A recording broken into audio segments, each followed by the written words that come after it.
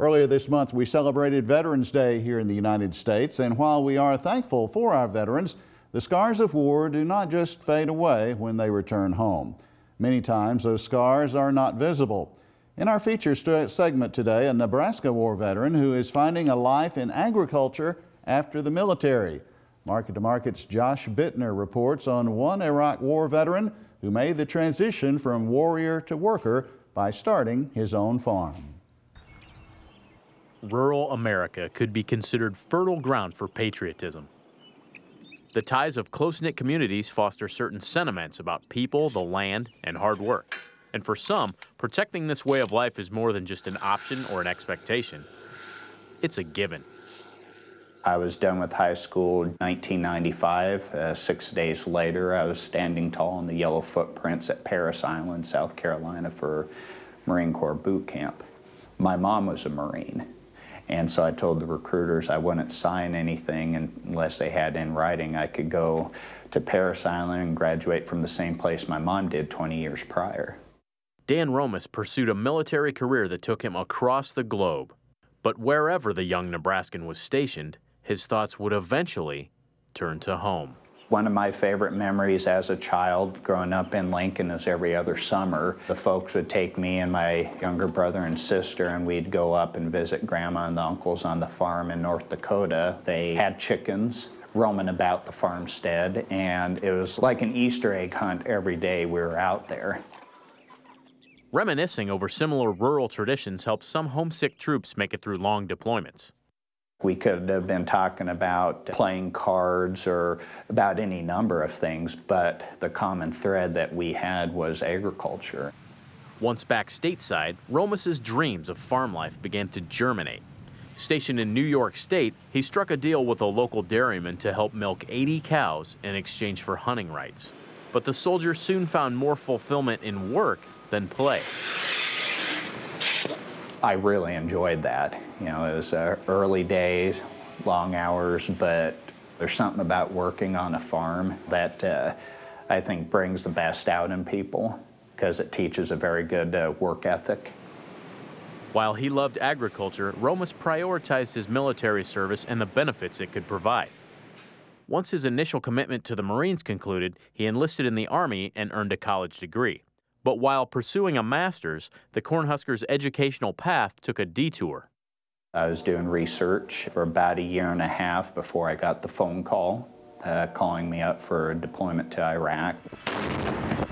Shortly after arriving in the war-torn country, Romas commanded a team during a massive troop buildup that came to be known as the Surge. I was more than happy to answer the same call that my great uncle and grandpa did during World War II, my dad did during the Vietnam War era. And while the controversial addition of 20,000 American troops in 2007 has been cheered by some for stabilizing Iraq, the long-term impact of such tactics can be a more elusive calculation. There's always, those invisible wounds. It's very tough on everybody mentally when you lose a couple people, when you see things that the vast majority of the world's population doesn't see. You know, it can be tough to deal with sometimes. Healthcare and other support for wounded warriors is administered nationwide by the Department of Veterans Affairs. Doctors say for conditions such as post-traumatic stress disorder, engagement is key. We really hate to see stigma or misconceptions prevent people from seeking treatments. There are effective treatments for it, and getting out with farming and other social activities is one piece of effective treatment for PTSD.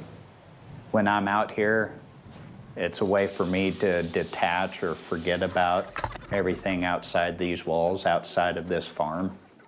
It keeps me busy, it keeps me active, and it helps me to move on. Owning his own agricultural operation turned out to be just what the doctor ordered for Romas. And by networking through the VA, he found a variety of state agencies and other groups that help veterans realize their entrepreneurial dreams.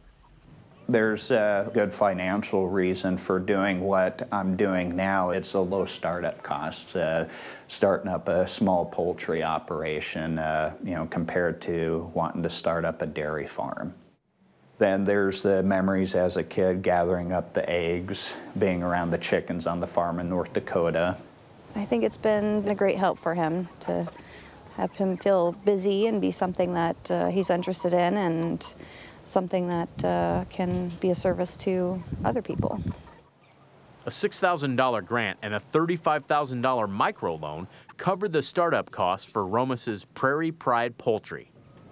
And now 3 coops on 3 acres of land outside York, Nebraska, house a flock of 600 Rhode Island Reds. The winter hardy breed was able to withstand the frigid weather and began producing eggs early this year. Our motto here at Prairie Pride Poultry is happy hens lay healthy eggs. Embracing a strategy of sustainability, Romas's free-range chickens aren't fed antibiotics or hormones, and they're given the space to roam and eat grass and bugs. Sticking to his values has allowed the veteran's operation to produce an economically viable product. We want our business plan to be a true roadmap for business success. Business specialist Carol Blood of Nebraska Self-Employment Services gave the green light to Prairie Pride Poultry. But Blood pulls no punches with disabled veterans and is quick to note the pitfalls and potential of being their own boss. Romas continues to receive business advice from the agency, which boasts an impressive track record in assessing the feasibility of new ventures. Our success rate is around 71%. National success rate for people without disabilities, about 33%, so almost 3 times the national average. And that success resonates with Prairie Pride Poultry.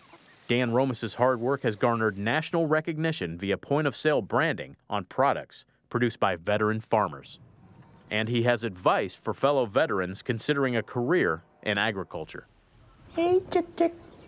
Hey, chick, chick. You have to go out and meet them halfway. You have to seek it out, do your research, be diligent, and keep at it. There they come.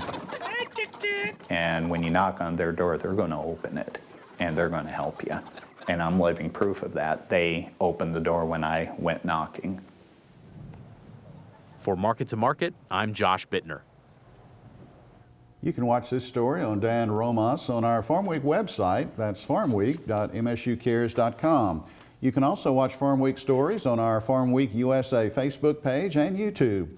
And we'll have a link to the Market to Market website where you can see that original story as well as read the script. Romas's Prairie Pride Poultry can be found on Facebook.